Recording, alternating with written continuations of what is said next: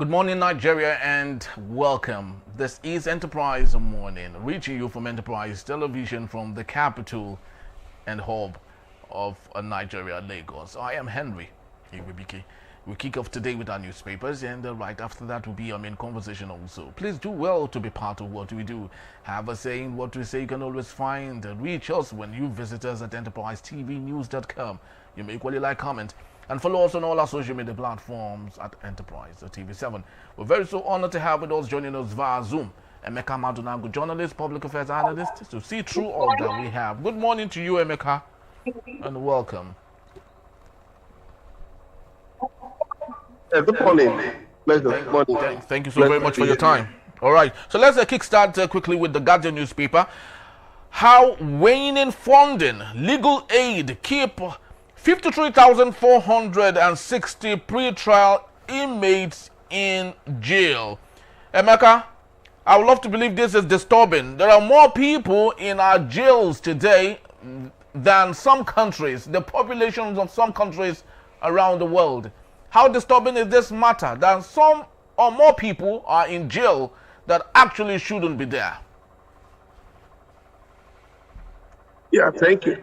Basically, it's all about our flawed judicial system. There are many pretrial inmates, even some ghost inmates, whose files are missing, who are just, thrown into remanded, for no just cause. Even there are cases, some of them, were, framed and put into jail by rogue security agents, rogue policemen, conniving with lawyers, and with, fraudulent magistrates. So that is the dilemma we have in the society. The justice system has gone rogue. The criminal justice system is skewed against the people. And you see, legal aid should actually stand for people who don't have the means to engage a lawyer. But I mean, generally, a lot of these people are poor. They're indigent. A lot of the people are indigent. 53,000. You can imagine what are 53,000 people doing in custody. Without a trial. What are 53,000 people doing in custody without trial? It doesn't speak well of our justice system. It doesn't speak well of our country, So, what it means is that prison reforms are overdue. These things have been talked about again and again. You see street traders clamped into custody, in the states. So, there is a need now to, decentralize, to fully, activate the decentralization of prisons, decentralize them, have state prisons, have local government prisons. If possible, prisons managed by private consent, on behalf of governments, so that it will be easier to track prisoners, to track correctional center inmates, sorry, not prisoners, correctional center inmates. It will be easier to track them, and then we'll not have this number of people in custody. So I think it's important that we look at it, you see, and then Nigerians should also, Nigerians who have the means, should also look into, visiting correctional centers from time to time to pay bail for people, who cannot afford them. There are people in correctional centers who cannot afford bail, as little as 20,000 naira, So I know people have been doing that. Then the chief justices, or, the chief judges of the respective states should also look into how to use their periodic visits to these correctional centers to free people, who are affected by these things. And then decongest the correctional centers. Thank you. Thank you so very much, Emeka, because of, as much as we talk and look at the judicial system, we equally need to look at the people who are major stakeholders, and those are the lawyers. Unfortunately, last year I attended the NBA National conference 2024, and during a fireside discussion where they were discussing pro bono, we had less than 20 lawyers that were there. Every other lawyer wasn't interested in pro bono because they felt it was a waste of their time. Why would they be doing a job for free? And that is a growing problem. So when we do not have lawyers who are ready to stake their neck and ensure that all of these things are nipped in the bud, then it's a growing issue. And from one judicial discourse to another, Emeka, let's take a look at Falana Ezekwesili. Task lawyers on socio-economic rights and electoral act. I do not know. You watched the viral video of Ezekwesili addressing the lawyers at the NBA national conference in Enugu, and all she had to say. What have you got to talk about that particular matter, Emeka? If you did see the viral video of Ezekwesili addressing them.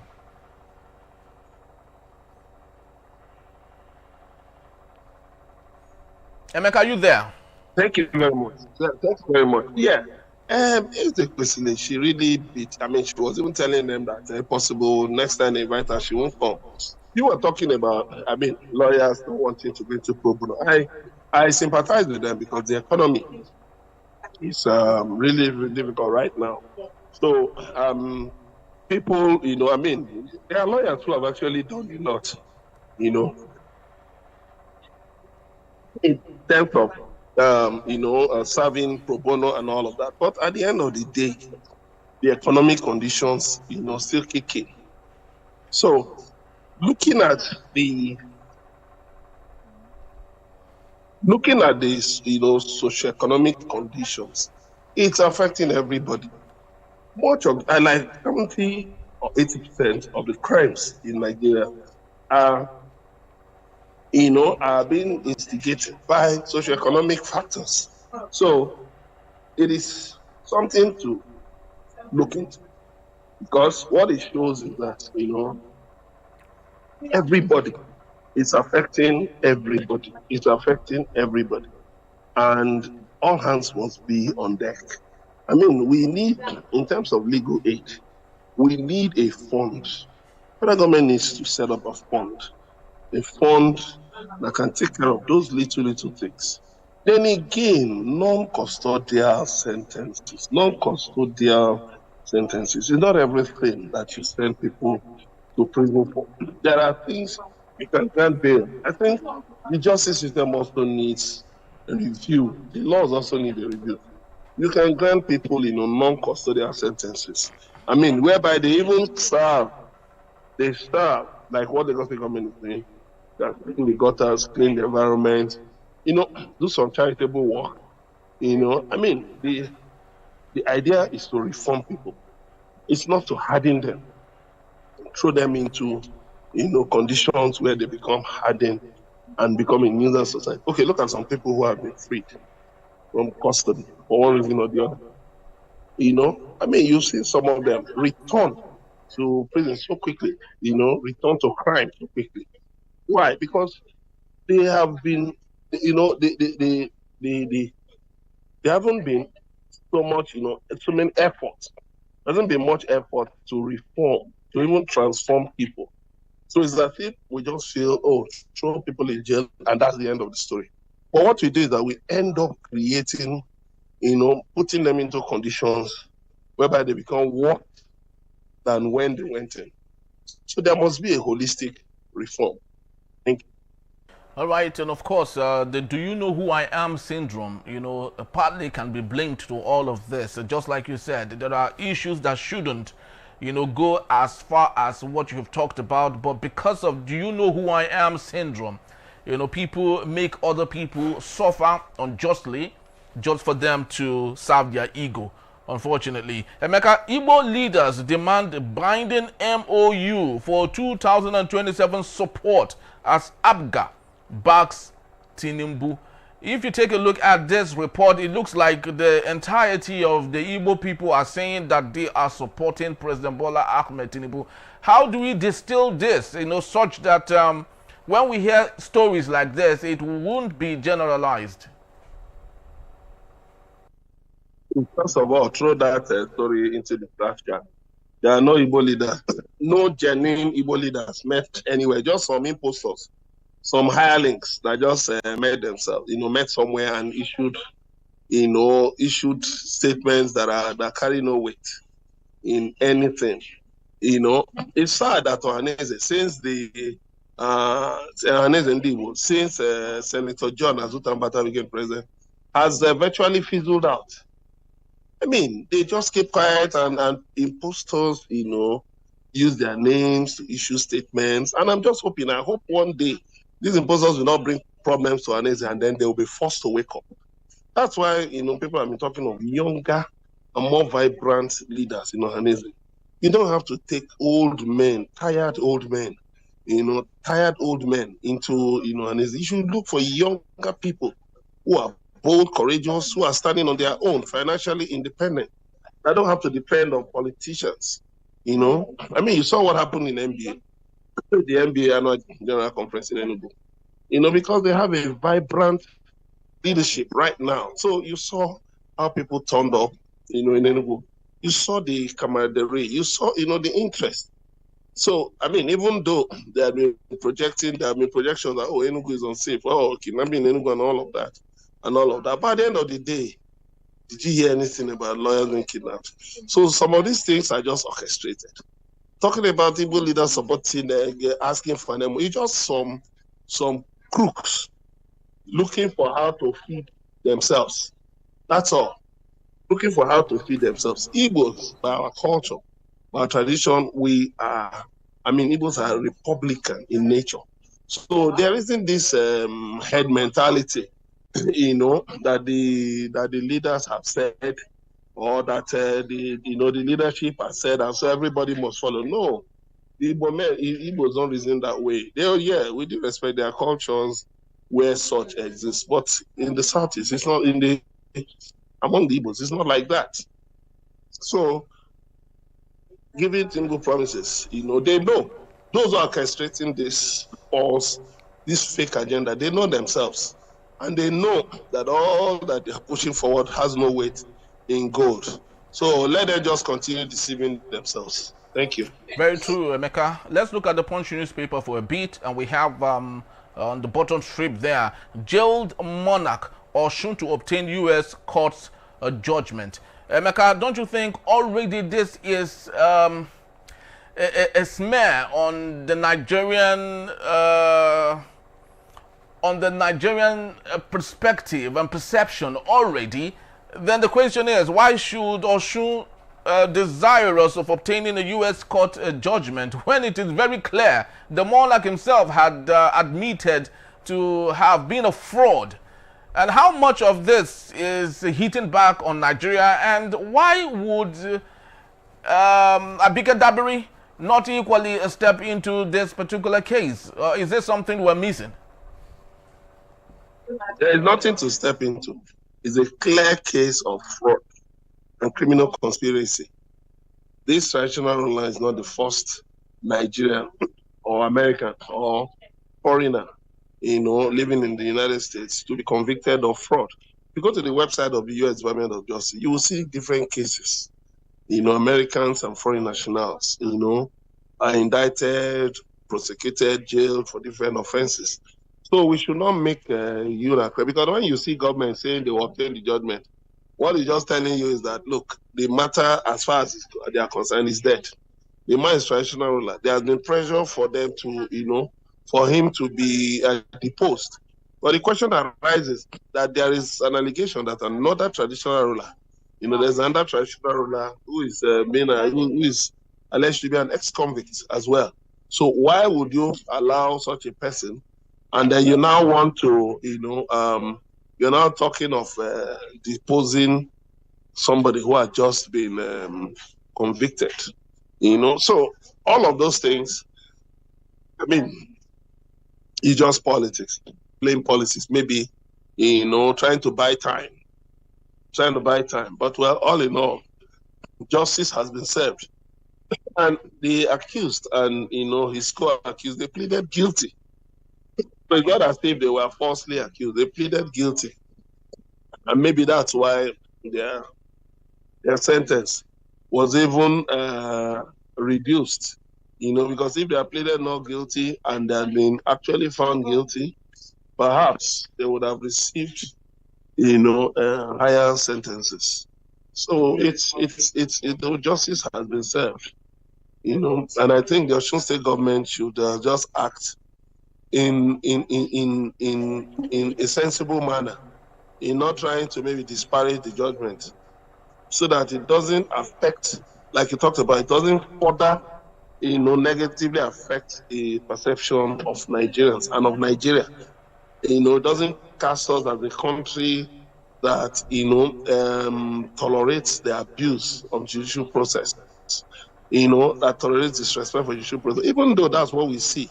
We see that in our country. But let's not export our, let's not export our, these kinds of perceptions abroad. Thank you. All right, and of course, the monarch has been given 56 months to serve, close to about 5 years. And to err is human. Abike Deborah is not here to speak on behalf of him, unfortunately. We have the Vanguard, the Mecca, just before we leave today. Uzodinma raises minimum wage to 104,000 naira. Imo workers jubilate. Is there any reason for... Is this a Trojan horse? First off, is this a Trojan horse? Is this sustainable? Why is Hope Uzodinma doing this at the very edge of his going out? Anything you have to say about this, Omega? Yeah, well, I think it's okay to raise the minimum wage. After all, Imo State, in the first 2 quarters of 2025, it has had one of the lowest recurrent budgets, and in fact has one of the best performing budgets for capital projects. I think Imo State, Imo State followed by Enugu State. Imo State has the best in terms of states that have spent about 15.75% of their capital budget actually on infrastructural projects. Imo State leads. So if they are trying to improve service delivery and make their workers, their civil servants, to be better motivated, I think it is. It is welcome. It is welcome. It is a good idea, and I salute them. Yeah, when you say sustainable, when you pay people, when people are well remunerated, they are better motivated to put in their best, and sincerely speaking, even that money is not even a lot of money. How much is it? The 70,000 minimum wage, national minimum wage, just $50. So this 104, you will just be talking about maybe $70. What can $70 do for a family? It's not even a lot of money. The NLC and TUC had actually recommended 650,000 naira as a minimum wage. I mean, can you imagine a professor in a university earning 525,000, monthly, after putting in so many years, in terms of putting in so many years, into lecturing, writing, and all of that, and then just earning 525,000. So it doesn't translate to so much. It's just about maybe $300 a month or so. Where does that leave us? Whereas there are contemporaries in Ghana, in South Africa, and much, much, much more than that. So that 104 is not so fantastic. It's not such a fantastic figure, because for me, I think salary should not just be about, what they get at the end of the month. There should also be other certain benefits. There should be certain benefits that can, ginger the workers to put in their best. That may not necessarily be, that may not necessarily be about salaries, but monthly, maybe certain benefits. Yeah, certain benefits. If you give them a high, what we call basic salary, so that means that their pensions will be high. That's another way. You can actually even give them, let's say, 300,000 naira minimum wage. But you put part of it, a substantial part, into a bond that will mature at the end of their service. So when you give them these bonds, you can exchange these bonds for different things, But it's not just everything that has to do with our salaries, That we should upgrade our thinking, the way we do things. We should upgrade our thinking so that we can encourage people to do better. They can have access to things like, credit, have access to purchase properties, have access to educational, loans, take care of their children and all of that. Not necessarily, having to do with what they collect every month, because inflation will eat everything.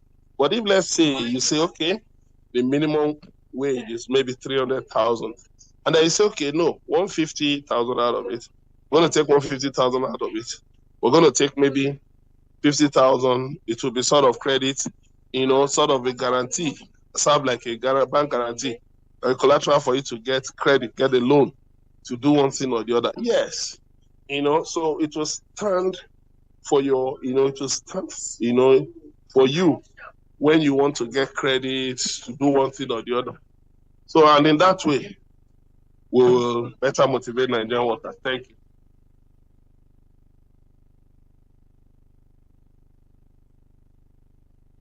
So whenever you see military or police personnel in uniform, they hardly pay for their transport fare, from one place to another. One would expect also that civil servants in Imo State should be given that opportunity, such that at least the 104,000 can take them home and not possibly finishing up before they even get home. Congratulations to Imo State. I'd love to believe other neighboring states. Anambra can equally follow suit. Abia can equally follow suit. The South region, Delta, Akwa Ibom can equally follow suit because of there's so much money, according to President Bola Ahmed Tinubu, for the governors to spend. The question is, where do they keep some of this money? That in a bit. We'll be returning for our main conversation. ASUU threatens a strike over poor pay as professors earn less than $525,000, 525,000 naira monthly, not dollars, naira. That in a bit is still Enterprise Morning, gentlemen. Please don't go anywhere. We'll be right back.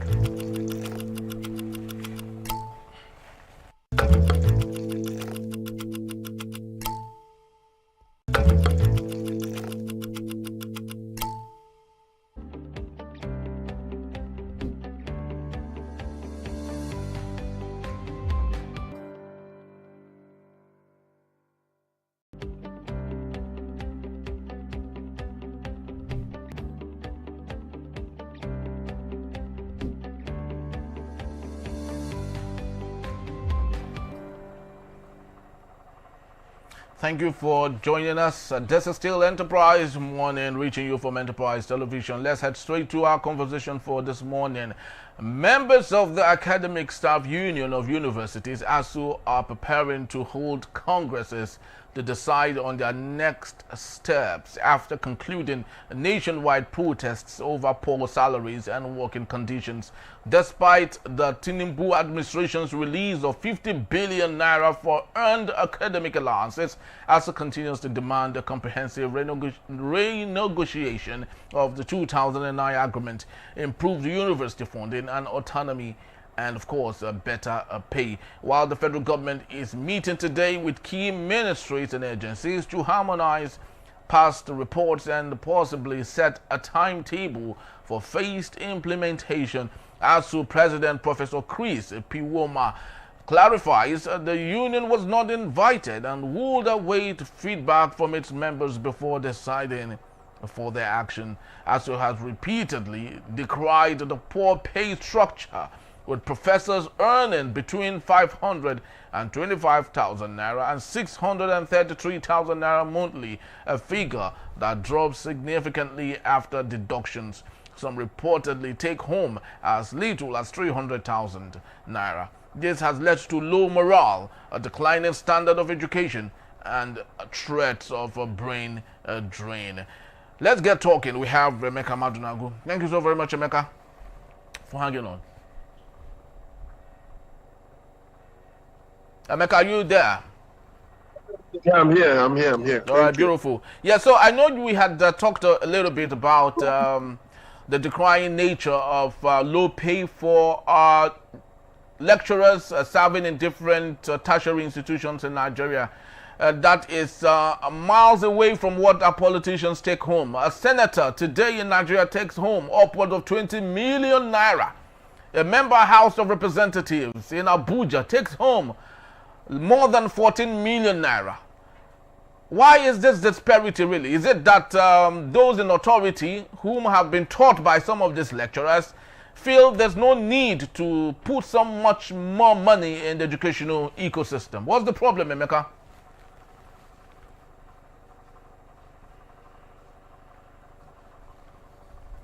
Yes, it is clear. ASUU, they are members of the society, just like other Nigerians.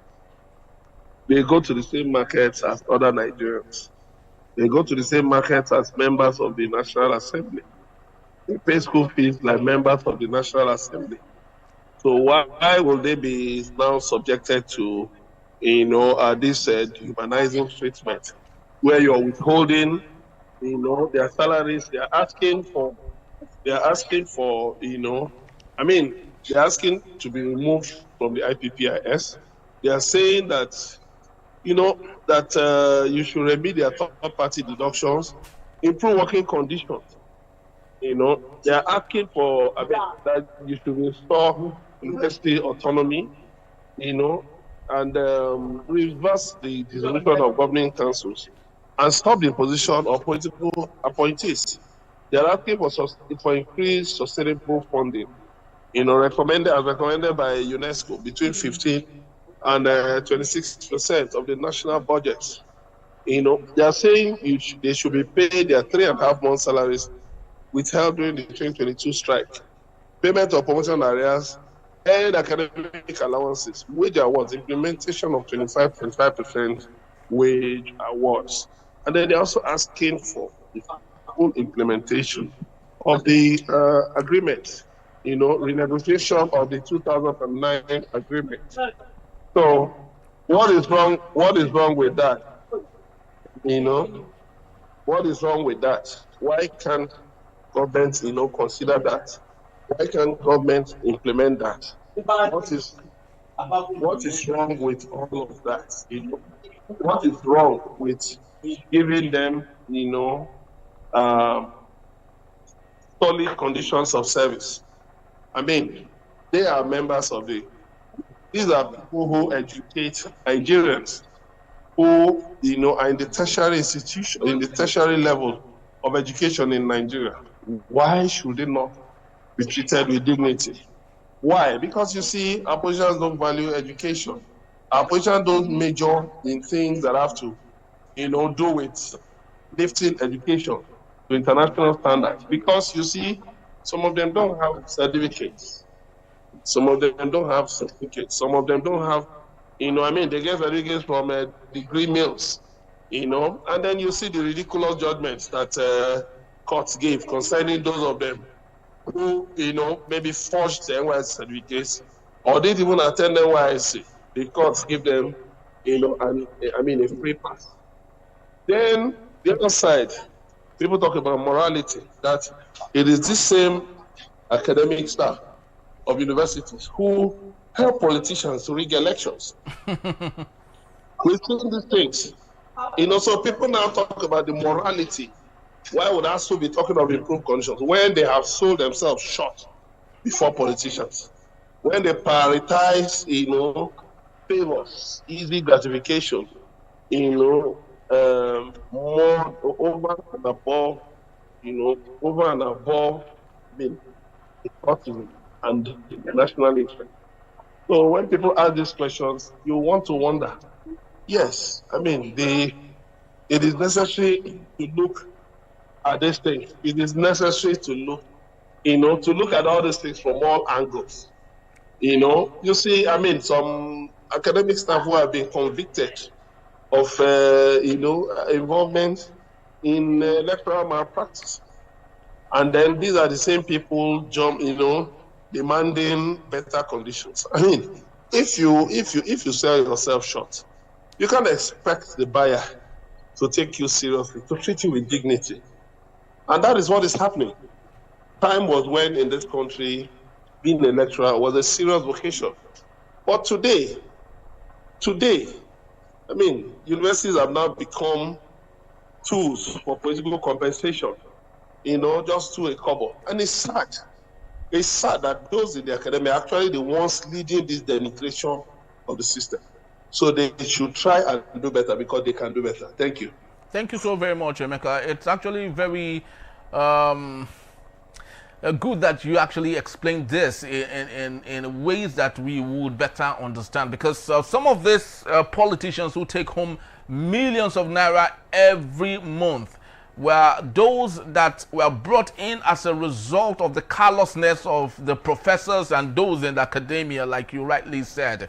And of course, it's that the chicken is coming home to roost, obviously on the side of academic staff union of universities. But of course, let's not blanket, there's a problem, because of there are lots of other those in the academia who are very passionate about their job. They try as much as they can to stay away from all of the shenanigans happening from their colleagues. But let's take a look at other matters. In Ghana, for example, Emeka, a professor, takes home about $1,200. If you convert it to the Ghanaian cedi, it's about 15,000 Ghanaian cedi, which is $1,200, which if you convert it to naira, it's about 1.8 million naira. That's what a professor takes home from a public university in Ghana. So why is Ghana easier, and Nigeria, I would love to believe, that has so much money, is not making it as close as their contemporaries in the sub-Saharan region? Ghana prioritizes education. It has done so for so many years. In Nigeria, sadly, education has gone to the dogs. Education has gone down, it has gone to the dogs. And so we don't prioritize education. We don't, you see here, we just, it doesn't matter.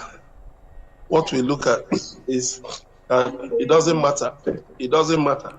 I mean, so people can get away with, destroying national institutions. It doesn't matter.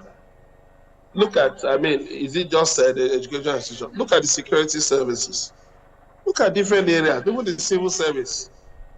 How can members of the National Assembly be taking 22 million every month? To do what?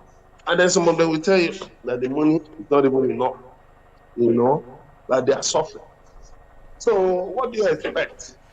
What I think ASUU should do is an ideological and moral, turnaround. Let them, for instance, first of all, refuse to participate in collation of election results. Let them, first of all. So when they do that, then the moral standing will increase. That moral courage to be able to say, no, I will not be a part of the things that will be used against me in future. Let me stand on the side of morality, on the side of probity. Of course, you see politicians will sit up. But when you are eating with them, you think they will respect you. They will not. So that is it. That lecturers are being paid, all those things, because in those countries, because they value education. Now you see Nigerians sending their children to Ghana, to Rwanda, to Togo, to Benin, all kinds of Cyprus, northern Cyprus, where some Nigerian students have been killed. Russia, Ukraine. These people don't necessarily have better educational systems than us. But do we prioritize? What are our priorities? You see here things like, you see here sexual harassment in universities. You see here, bribe for marks. These are things. These things are real. These things are real. What is ASUU doing about correcting all these ills? What's ASUU doing about correcting all these ills? Lecturers, who openly, presently demand bribes from their students to pass them.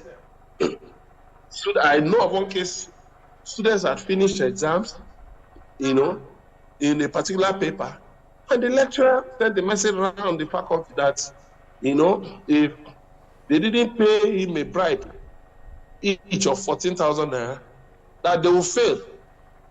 You can imagine. Presently, and you want me to advocate for such a lecturer, I will say he should go to hell, he should go to places. Because as far as I'm concerned, a man who can, a man, in a position of lecturing, who can sell his respect, because of some porridge, it's not worthy of any, it's not worthy of any consideration at all. It should just be ignored. Thank you.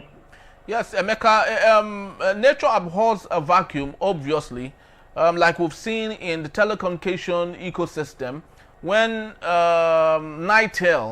NIPOST deliberately refused to do the needful. Private individuals and investments came in and, of course, disposed them of that opportunity. Now we do not know or hear of NITEL. NIPOST is moribund as we speak.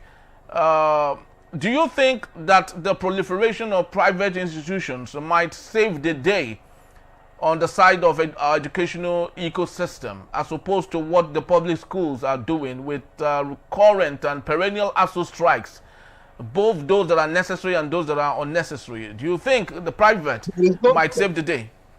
There is no strike that is unnecessary. Sorry, let me correct that impression. Those strikes are necessary. People don't just go on strike for nothing. They're asking for improved welfare. They're human beings. They say you give footballers $100,000 for winning one continental trophy, and then you can't pay them their justly earned salaries and emoluments. That is wickedness. That's cruelty. Honestly speaking, that's unconscionable cruelty, and it should not be allowed to stand. They see you,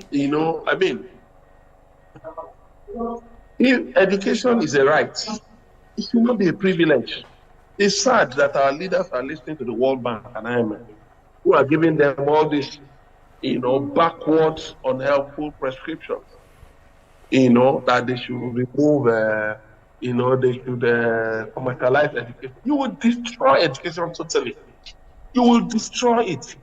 Let me tell you, education is one of the few things that the citizens can hold on to. In fact, it's the most powerful tool for any nation that is serious about advancing. If you begin to now, like, Babangida tried it.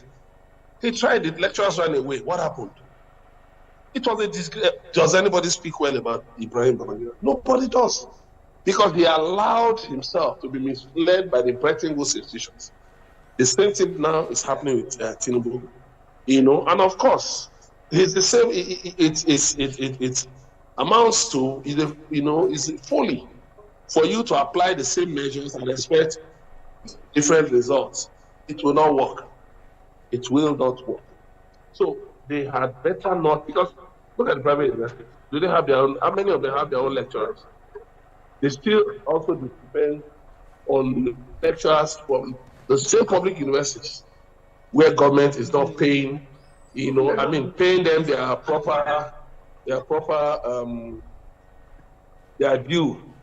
So commercialized education will not work, because how many people does government charge tuition? Government doesn't charge tuition in the public universities, but you make the economy better if purchasing power is improved. Of course, people will be in a better position to pay more for education. But when you depend on, looted funds to keep the education system going, because politicians can afford to send their children to private universities, send their children abroad, then of course you're just making a joke. Then you say, oh, there's money in Nigeria, because some people will bring up some figures. Say, oh, Nigeria spend 5 trillion on phone calls, on this, on that. When you now ask them, please break it down. Nigerians from which demographic? Break it down into demographics. From which area? Nigerians, because look at it, the lending space in the digital sector is thriving very well. It's something that generated trillions of naira, So do you know how many Nigerians borrow data, borrow airtime?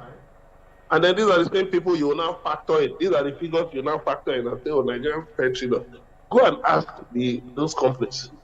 Go and ask those telcos, to give you their figures, the figures for debt, being owed them. Let them give you the figures. And then you know that some of these things we just call, oh, there's money in Nigeria. We're just fooling ourselves.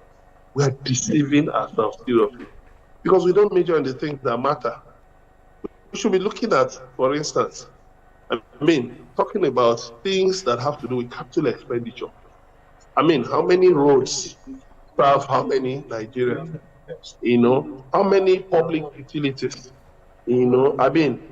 are available, have made the lives of Nigerians better?